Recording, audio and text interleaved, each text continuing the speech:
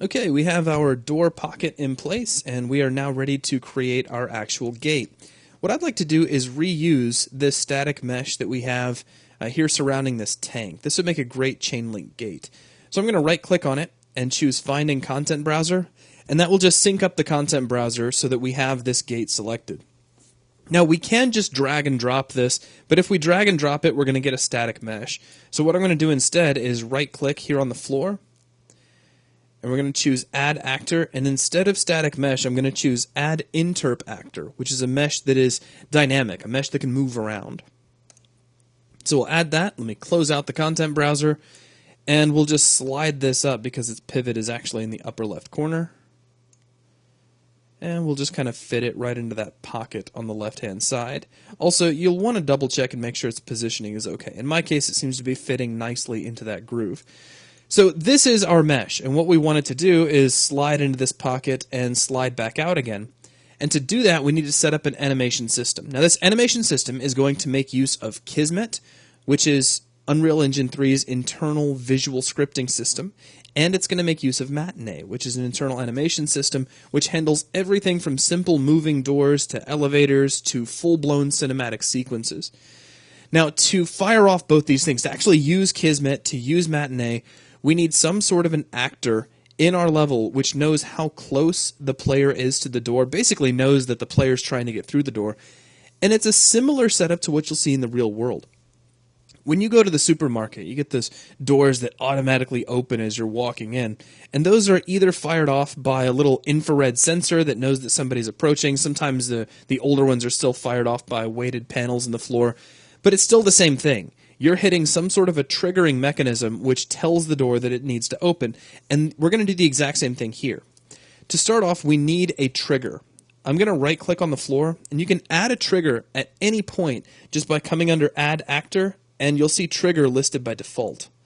So we'll go ahead and add that. And I want to center up this trigger so that it's halfway through the gate. That way, this trigger could potentially be used for entering the gate as well as coming back through the other side. But what's its radius of effect? How close do we need to be to this trigger for it to detect that the player is, trying to open the door? Well, to see that, I'm going to hit the C key. C as in Charlie. And we can see the collision radius of this trigger. And currently, you'll notice that it's actually pretty small. So to fix this, I'm going to press F4 and open up the trigger's properties. We'll expand the trigger category and expand cylinder component. And if we come down to primitive component, there's a few things here. First, we have the scale of the object. We also, actually, not under primitive component. Let me jump under cylinder component. And we have a collision radius and a collision height. The collision height I'm not too worried about, though we could increase that if we really wanted to. I'm just going to pick on the radius, and we'll set that to 128. And now we have this nice, great big radius. Now, if you really wanted to be kind of double careful to make sure the player's inside this, we could take the collision height and double that to, say, 80, and then slide the trigger up. So now, if a player gets close to this gate, you can pretty much guarantee that they're going to be within the radius of this trigger. So let's make sure we do that. So I'm going to go ahead and close out the properties window. Now, we have our trigger, we have our gate which needs to move. Now we just need to set up a Kismet sequence so that the engine itself knows that we want some sort of event to happen when the player touches this trigger. So I'm going to open up Kismet. First off, though, I'm going to make sure that the trigger is selected. So click on the trigger, make sure you see it highlighted in green. If you don't do that, you're going to have to come back out here and select it again later. Now, to open up the Kismet window, we have two separate ways we can go. One is to click the Open Unreal Kismet button in the main toolbar. It's a big green letter K with a little arrow at the end. Or we can go under View and just come down to Unreal Kismet, whichever way satisfies you. Now, Kismet has a very simple user interface. I'm just going to kind of leave things very straightforward. We're just going to kind of create our sequence now without going through all the little buttons and whatnot here on the interface. I'm going to right-click here in the middle of the Kismet window. And I'm going to choose New Event using Trigger 1. The event that I'm going to choose is a touch event.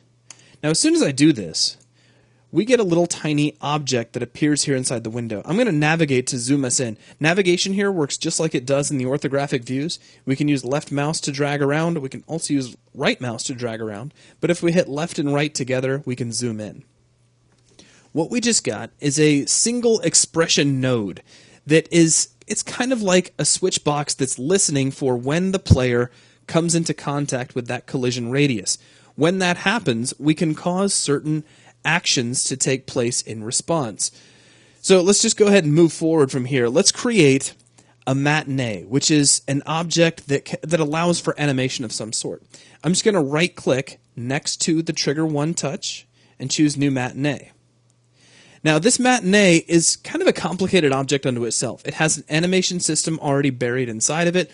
All we need to do is associate our gate to this matinee, and that in and of itself has a few interesting steps. What I want you to do is to double click on this matinee node, and this will launch Unreal Matinee's editor.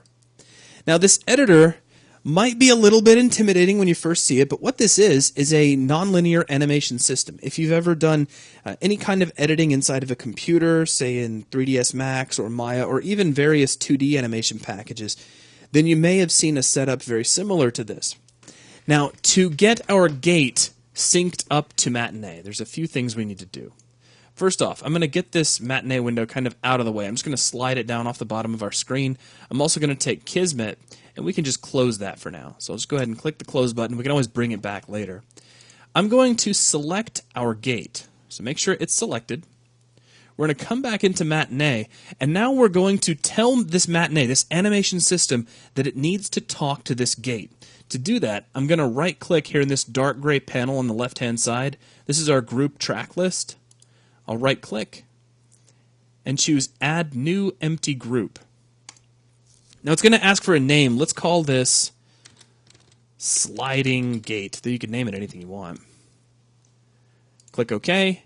And just with that, just having done that, if we close out Matinee and then reopen Kismet, this time I'm going to click on the Open Unreal Kismet button in the main toolbar. Take a look at what we have. Here's our Matinee node. We can select our there's kind of a guy connected to it here in the sliding gate, though it's a little hard to see. Let me move this object kind of out of the way. To move an object in Matinee, simply click on it to select it. I'm sorry, to move it in Kismet, not Matinee. We're going to select the object, hold down the Control key, and just drag the little guy down there. So now you can see that we actually got a sliding gate input. And what's connected to it? It says Interp Actor 2. That is the actor of our gate. He's actually been stored inside of a variable that has been connected to our Matinee system. Now, if all of this is really new and a little bit kind of frightening, what I want you to do is just go with it for now. Just complete these steps as I do them, and then you'll start to make more sense of it as you actually complete it. But then later on, we're going to have more videos specifically over Kismet and Matinee just to help you get a little more used to the system. Alright, so our gate is now connected to Matinee, but nothing has been told to move yet. Basically, we've just told the Matinee, hey, you're going to communicate with this gate. But what's it going to tell the gate to do? We need to set that up next. So I'm going to double-click on the Matinee once again. Now, we need to tell this sliding gate group the kind of information it's going to process. To do that, we have to add a track. I'm going to right-click on our sliding gate track. And there's all kinds of different tracks we can add. Among the list, though, you'll see a new movement track, and the name pretty much says it all. You add this track when you want to take the object that's connected to the group and move it around in some way. Now, as soon as we do that, we get a new track that's visible, but you'll also notice, just barely, if you look really close, there's a little tiny orange triangle located here on the left side of our track bar. This track bar tells us the overall timing. This is our timeline. This is where all of our keyframes are going to get stored and where we're going to set up the animation itself. Now, if you're unfamiliar with keyframe animation, hopefully you are, but if you're not, that's cool. Keyframe animation simply means you're going to tell our gate, in this case, hey, at this time I want you to be closed. Then 1 second later, I want you to be open. You don't have to worry about actually sliding the gate to the left or to the right just by telling the computer that it's going to have one pose at time 0 and then a second pose or position maybe a second later. It'll take care of all the in-between animation. Now, we can slide this timeline left and right by dragging with the left mouse button. So I'm going to kind of drag things over, and notice here we are at time 0. It has already placed a keyframe for us. What I want to do now is create a second keyframe. In order to have animation, you have to have 2 separate keyframes. One keyframe at the beginning and one keyframe at the end to kind of complete the motion. What I'm going to do is move our timeline, which is this little black line down here along this ruled line. We're going to slide this forward to just 1 second. And it doesn't have to be precise, just something close to 1 second. And we need to place our second keyframe. To do this, simply press Enter. Now we have 2 keyframes, 2 little orange triangles. Here's one at 0 seconds and one at 1 second. Now all we have to do is say, all right, at 0 seconds, I want you to be closed. At 1 second, I want you to be open. To do this, I'm going to take our little matinee window and kind of slide it out of the way. Now we can still see those orange triangles down near the bottom of the view. I'll go ahead and close Kismet. That can be opened up later. And let's pull the camera back. I also want to point something out. Currently, I have our first keyframe selected. That's the keyframe that was at time 0. If we take a look down here in the lower left-hand corner of our view, you can actually see Adjust Key 0. That means Matinee is waiting for us to move this object around to whatever position we want it to be at key 0. Since we want the gate to start closed, it's already exactly where we want it. So back here in the Matinee window, I'm going to click on our second key, which is actually key 1.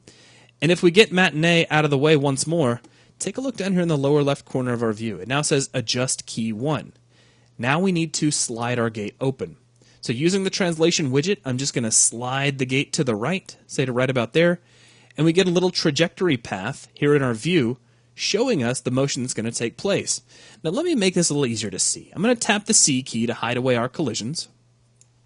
Now let's come back over to Matinee. Among the several buttons of the interface, there are some playback controls. And to show these to you, I'm actually going to slide Matinee kind of out of the way, so it's down here toward the bottom. I'm going to click Stop, and then click Play, and watch what we get. There's the motion that we've set up. The gate just slides open. So let's hit Stop, show it one more time.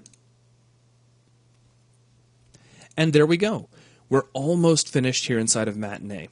The only thing we have left, if I bring the window back up, is that currently our whole animation is 5 seconds long.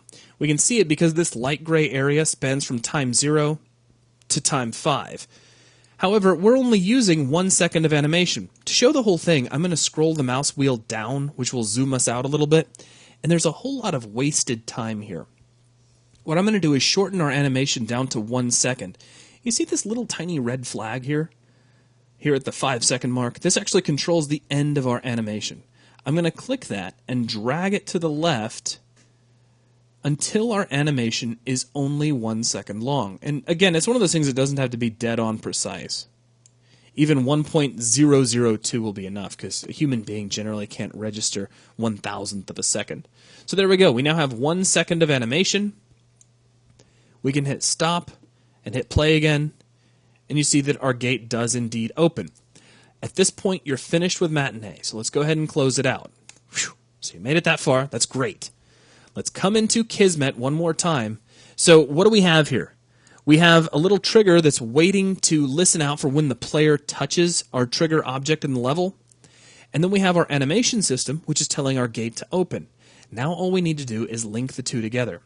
What I'm going to do is come over to this touched output on our trigger 1 touch and drag out from it, and we get this little wire. It's like a cable that's just going to send a little pulse across the way over into our Matinee. I want you to plug this into the play input. So when the player touches this trigger, it's going to play our Matinee system. Now with that, let's close out Kismet, and let's just try out our level. I'm going to right click here on the floor and choose play from here. Now if we walk up to the gate, check this out. The gate slides open. Now currently it's going to stay that way. We'll talk about closing the gate a little bit later. But what we're going to do is just take one more moment and glance back over what we did. We added a trigger, and to that trigger we created an associated event, which is listening out for when the player touches the trigger. When the player touches the trigger, we're activating a Matinee system, which is animating our gate sliding from left to right. That's really all there is to it. So let's go ahead and save our level at this point, and when we come back, we'll take a look at how we can go back and close the gate after the player walks into the other room.